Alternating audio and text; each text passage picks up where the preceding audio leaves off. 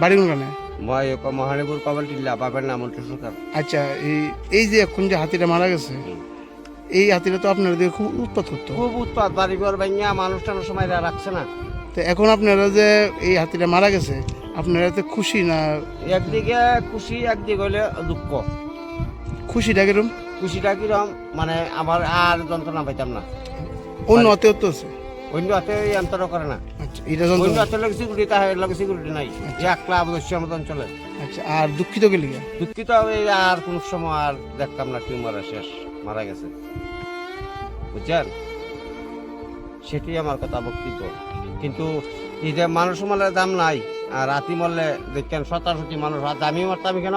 কুত্তা লোক না, কেন কুত্তা কুত্তা লোক না দেখতো উংতো এটা আপনি কেমনে জানেন? তো আইলো না কেমন লোক আমার পুলিশ লোক লাজ করো, আর কুত্তা লোক কেন?